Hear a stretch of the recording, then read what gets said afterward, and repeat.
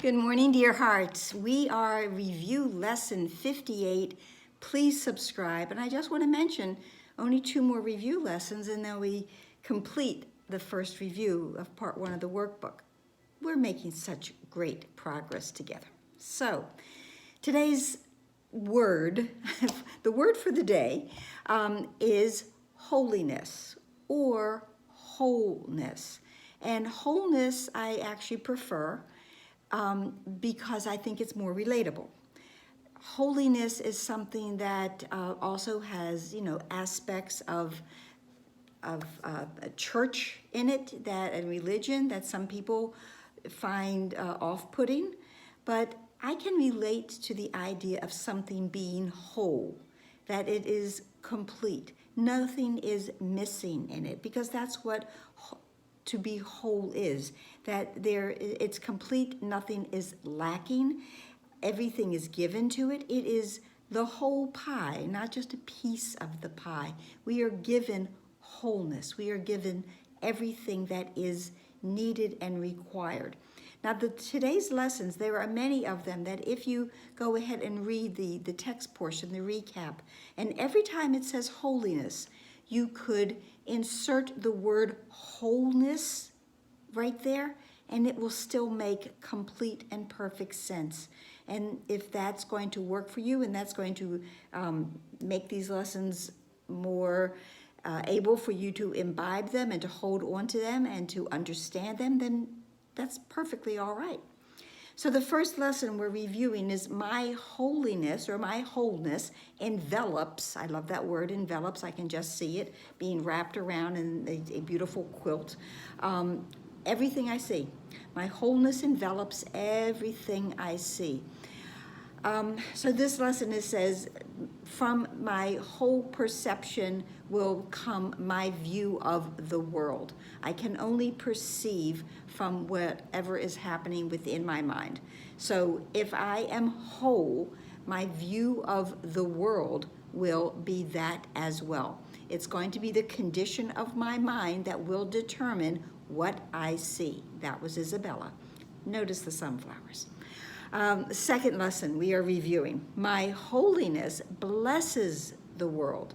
Again, my wholeness blesses the world. To be whole is to know your light. There is a line in the original, when we were presented lesson, this is lesson 37, that says, those who are whole make no demands. There's the recognition that there is nothing that I am lacking. I don't need anything from anyone when I know I am whole, because I realize that all of the light is already shining within me. And as that light shines within me, and that I am apart from no thing, then I will allow this light to extend out and touch everything. This lesson, we ended yesterday with talking about all living things.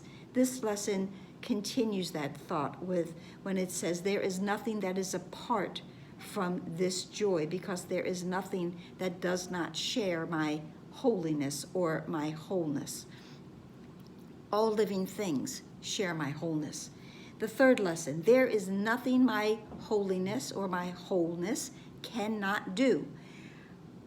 My wholeness is unlimited. God is whole, source, creator, great spirit.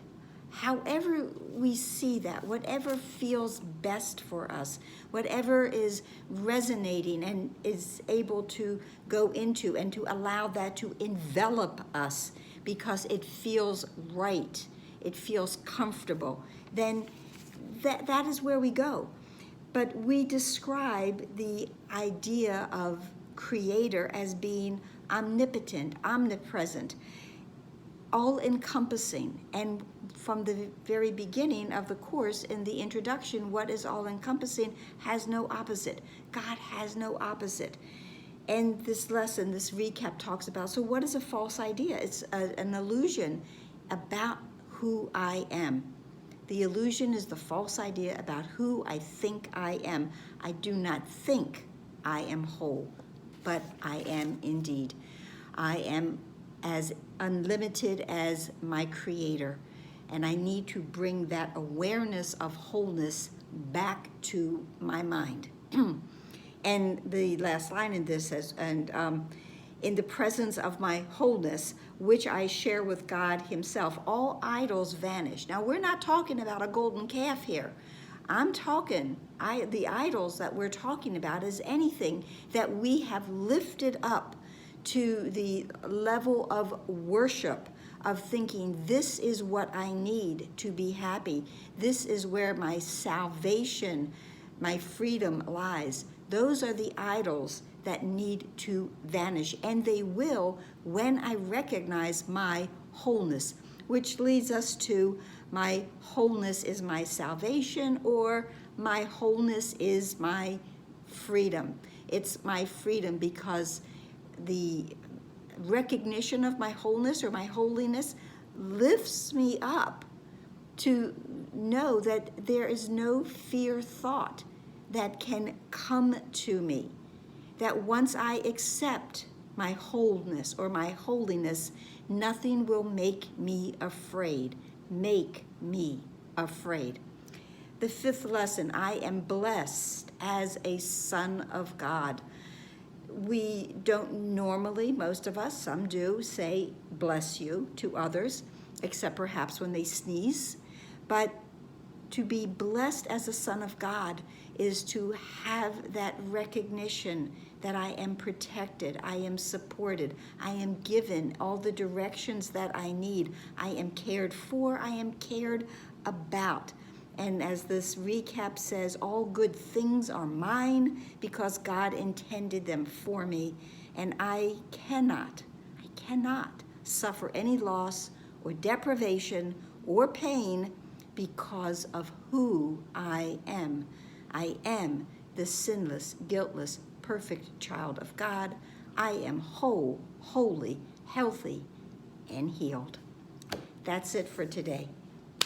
I hope this helped. Please like, please share, please subscribe. Not sure if I said it. Please comment. Please be here tomorrow. Namaste.